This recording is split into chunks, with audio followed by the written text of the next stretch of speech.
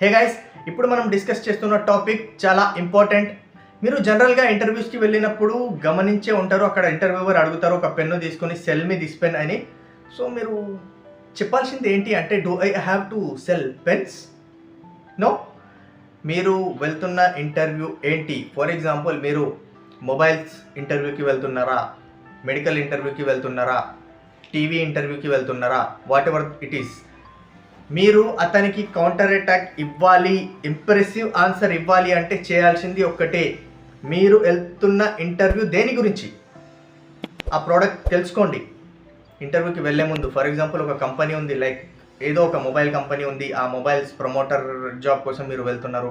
లేదా ఒక TV company ఉంది, ఆ టీవీ ప్రమోటర్ జాబ్కి వెళ్తున్నారు. లేదా ఒక ఫార్మా కంపెనీ ఉంది, ఆ మెడికల్ రిప్రజెంటేటివ్ ఇంటర్వ్యూకి మీరు వెళ్తున్నారు. సో మీరు వెళ్తున్న దాంట్లో ఉన్న ప్రోడక్ట్ ఏంటి, ఆ ప్రోడక్ట్ తెలుసుకోండి. తెలుసుకున్న తర్వాత దాని కాంపిటీటర్స్ ఎవరో తెలుసుకొని ఒక చిన్న సర్వే మీరు చేయాలి. చేసి మార్కెట్ బయటికి వెళ్ళి నా ప్రోడక్ట్ ఇది కదా, సేమ్ ప్రైస్ రేంజ్లో ఉన్న ప్రోడక్ట్స్ వేరే ఏమున్నాయి ఇంకా తెలుసుకొని ఆ ప్రోడక్ట్కి మీ ప్రోడక్ట్కి కంపారిజన్ చూసుకోవాలి. మీ ప్రోడక్ట్ ఏ రకంగా దానికంటే బెస్ట్ ఉంది. ఓకే, ఒక 2-3 పాయింట్స్ దొరికితే చాలు మీకు. ప్రైస్లో బెస్ట్ ఉందా, క్లారిటీలో బెస్ట్ ఉందా. మొబైల్స్కి వచ్చేస్తే కొన్నిట్లో ఐపీఎస్ డిస్ప్లే అని ఉంటుంది, HD plus, LED, LCD and what ever it is, అంత ఐడియా నాకు లేదు. అండ్ అమోలెడ్ డిస్ప్లే అని ఉంటుంది, అలాంటివి ఉంటాయి. అండ్ టీవీస్లో కూడా వచ్చేసి కొన్ని ఏదో ఒకటి ఉంటుంది, అది కూడా నాకు అంత ఐడియా లేదు, వాట్ ఎవర్ ఇట్ ఈస్. మెడికల్లో వచ్చేస్తే ప్రైస్ గురించి చెప్పొచ్చు మీరు, డోస్ అండ్ స్ట్రెంత్ గురించి చెప్పొచ్చు మీరు. దాంట్లో వచ్చేసి పారాసెటమాల్ 600 mg ఉంది, మన దాంట్లో 500 ఉంటుంది, వాట్ ఎవర్. ఏదో 2-3 బెస్ట్ పాయింట్స్ చూసుకోవాలి. ఎందుకు అంటే కంపెనీస్కి తెలుసు పబ్లిక్ మెంటాలిటీ. మీకు గుర్తుందా, కొన్ని సంవత్సరాల క్రితం రేపు పెట్రోల్ 2 రూపాయలు లీటర్ పెరుగుతుంది అంటే ప్రతి పెట్రోల్ బంక్ దగ్గర జనాలు 100 మంది లైన్లలో నిలబడేటోళ్ళు, గుర్తుందా? మరి ఎంత కొట్టిస్తారు వాళ్ళు? మహా అంటే 5 లీటర్లు 10 లీటర్లు కొట్టిస్తారు. 10-20 రూపాయల కోసం వాళ్ళు గంటలు లైన్లో నిలబడేటోళ్ళు. అలాంటి వాళ్ళు ఉన్నారు అని కంపెనీస్కి తెలుసు. సో ఒక్కటి, వాళ్ళ ప్రోడక్ట్కి మీ ప్రోడక్ట్కి 10 రూపాయలు తక్కువ ఉన్నా కూడా ఒక ప్లస్ పాయింట్. అది ఇలాంటివన్నీ మీరు చూసుకొని ఇంటర్వ్యూవర్కి చెప్పండి, సార్ నేను పెన్ అమ్మలేను బట్ మన ప్రోడక్ట్ అమ్మగలుగుతా.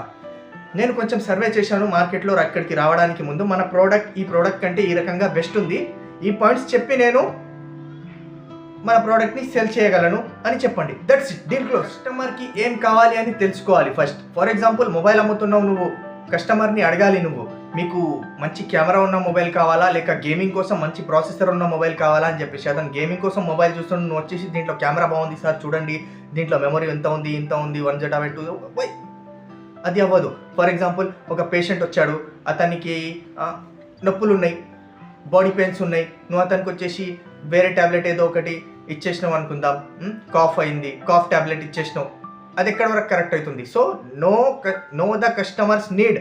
అతనికి ఏం కావాలో తెలుసుకున్న తర్వాత ఆ ప్రోడక్ట్ అతని ముందు పెట్టాలి.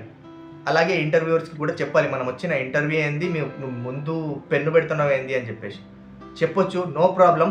వాళ్ళు ఒక ఈడియట్ అయితేనే అలా బిహేవ్ చేస్తాడు. నేను ఇతనికి పెన్నులు అమ్మే పని ఇస్తున్నానా ఇక్కడ టెస్ట్ చేయడానికి? కాదు కదా, మెడిసిన్ అమ్ముతాడు, మొబైల్ అమ్ముతాడు, టీవీ అమ్ముతాడు, ఇతనికి పెన్ ఎందుకు ఇస్తున్నా నేను? నా ప్రోడక్ట్ ముందు పెట్టాలి. వాట్ ఎవర్ ఇట్ ఈస్, అది వదిలేయండి. And be confident. నేను జనరల్గా చూశాను సేల్స్మెన్ని టీవీస్ తీసుకున్నప్పుడు, మొబైల్స్ తీసుకున్నప్పుడు కానీ, అండ్ బైక్స్ తీసుకోవడానికి వెళ్ళినప్పుడు వాళ్ళు ఏం చేస్తారు అంటే, దీని ప్రైస్ ఎంత అని అడిగినప్పుడు మొబైల్ తీసి, లేకపోతే ఒక చిట్టి తీసి, లేకపోతే అతన్ని ఓనర్ని, అన్న దీని ప్రైస్ ఎంత అని అడుగుతారు. వై మ్యాన్, నువ్వు ఒక 4-5 ప్రోడక్ట్స్కి ప్రైస్ ఎంత ఉంది గుర్తు పెట్టుకోలేవా? అది అంత మాత్రం చేయకపోతే ఎట్లా? మన ప్రోడక్ట్ ప్రైస్ తెలుసుకోవాలి, కాంపిటీటర్ ప్రైస్ తెలుసుకోవాలి, ఇది మెయిన్ థింగ్. అది లేకపోతే సేల్ చేయలేము. Be confident. ఒక కస్టమర్ వచ్చి అడిగాడు దీని ప్రైస్ ఎంత అంటే నువ్వు టక్కున చెప్పాలి. అది చెప్పలేకపోతే వేస్ట్. అతనికి నీకు ఫస్ట్ బ్యాడ్ ఇంప్రెషన్ వచ్చేస్తుంది. సరే ఏం తెలియనోడు అంటే అని అనుకుంటాడు, బట్ ఒక తెలిసినోడు వచ్చాడు అనుకుందాం. నేను చాలామందికి చెప్పిన, ఏంటి బ్రో నా దగ్గర 10 ప్రోడక్ట్స్ ఉన్నాయి, 10 ప్రోడక్ట్స్కి ఎంఆర్పి చెప్తా, పీటీఆర్ చెప్తా, అంతా చెప్తా నేను, నువ్వు ఒక 2 ప్రోడక్ట్స్కి చెప్పలేకపోతున్నావు ఏం సేల్స్మెన్ అని నేను అలా చెప్పినా కూడా డైరెక్ట్గా 2-3 ప్రోడక్ట్ ఎంఆర్పి గుర్తుపెట్టుకోలేవా అని. గుర్తుపెట్టుకోవాలి, కాన్ఫిడెంట్గా ఉండాలి. అవతల వాళ్ళకి ఎక్స్ప్లెయిన్ చేసేటప్పుడు మీరు తడబడొద్దు. ఫస్ట్ థింగ్, మీరేం చెప్తున్నారా అనేది అతనికి అంతగా నాలెడ్జ్ ఉండకపోవచ్చు, ఉన్నా కూడా అరే కాన్ఫిడెన్స్ చూస్తారు. ఇప్పుడు నేనున్నా, నాకు ఆ ప్రోడక్ట్ నాలెడ్జ్ ఉంది, మీరు నాకు చెప్పేటప్పుడు ఒక మిస్టేక్ చెప్పినా కూడా నేను తర్వాత కరెక్ట్ చేస్తా. బట్ తెలియని వాడు ఇంప్రెస్ అయిపోతాడు. So be confident. And finally ఒకటి చెప్తా, స్టే ఇన్ టచ్. మీరు ఎవరికైతే ప్రోడక్ట్ అమ్మినారో వాళ్ళతో టచ్లో ఉండాలి. టచ్లో అంటే ఫోన్ చేసి తిన్నావా, ఏం చేస్తున్నావు అది కాదు. ఫర్ ఎగ్జాంపుల్, మీరు మెడికల్ వాళ్ళు ఉన్నారు, ఒక డాక్టర్ ఉన్నాడు, మీ ప్రోడక్ట్ కన్విన్స్ అయిపోయాడు, రాస్తున్నాడు.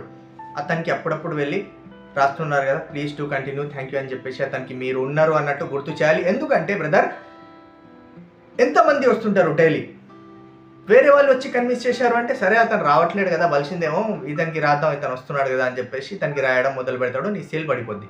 ఇంకొకటి, ఫర్ ఎగ్జాంపుల్ మీరు ప్రోటీన్ పౌడర్ అమ్ముతున్నారు అనుకుందాం.